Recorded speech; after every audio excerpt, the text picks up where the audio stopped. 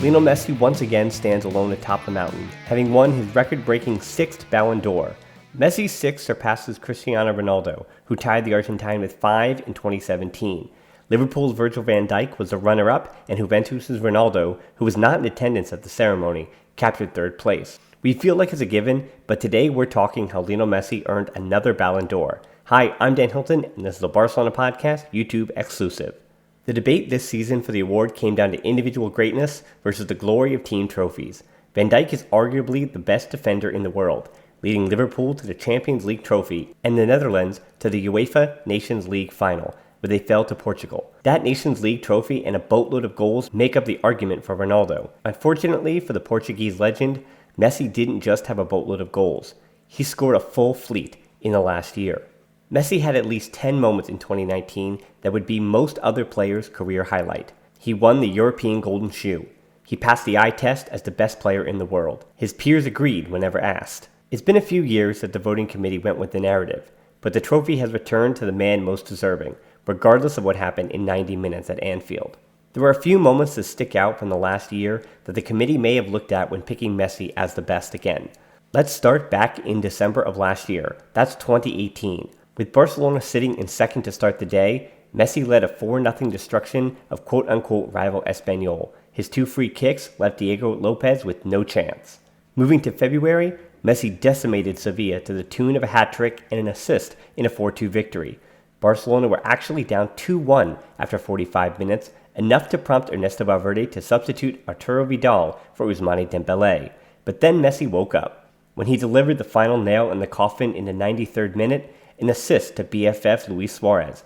Barcelona made a statement in Seville, and they were favorites to win the league again. Jump ahead to March of last season. After a less than enthusiastic 0-0 draw against Lyon in France, Messi again turned up the heat, scoring goals and assisting on 2 more.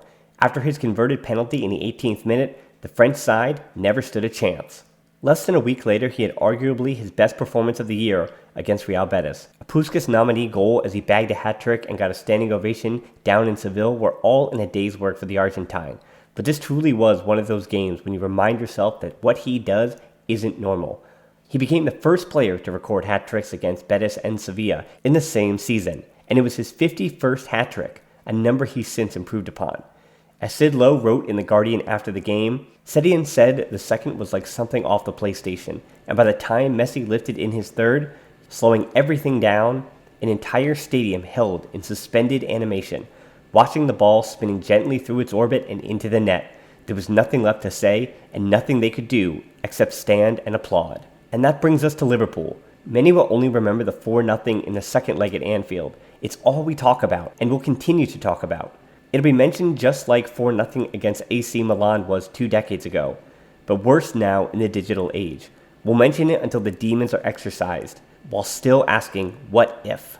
Yet, we forget just how good Messi was in the first leg. The reason Liverpool came back is because they were down by a huge margin in the first place. Messi's 2 goals at the Camp Nou in a 3-0 win had Barcelona flying high. The result may be history, but it doesn't mean that what Messi did in the first leg should be forgotten. It should also be mentioned that Marc-Andre ter Stegen was picked as the 24th player in line for the award, and he was picked second for the inaugural Lev Yashin Trophy. Liverpool's Alisson took home that honor, but there is an argument to be made that ter Stegen was more important to his team's defense than the Brazilian. Germany's choice to stick with Manuel Neuer limited ter Stegen's international impact, and this may have also contributed to his runner-up status. Antoine Griezmann sits at 18th on the list, and Frankie de Jong is in the 11th spot. De Jong's heroic performances for Ajax and the Netherlands, alongside Matthijs de Ligt and Donny van de Beek, who also made the Ballon d'Or shortlist, almost got him into the top 10. But the argument stands. Messi was the best player in Europe, and regardless of whether or not you care about individual awards and you only care, like any Kool-Aid should, about the trophies that the club wins, that's what Messi would tell us to do. But there is something special to watch Lionel Messi once again be recognized by the world of football as the best there is and the Ballon d'Or winner. If you like this video, be sure to like and subscribe for more like it. And as always, until next time, Forza Barca.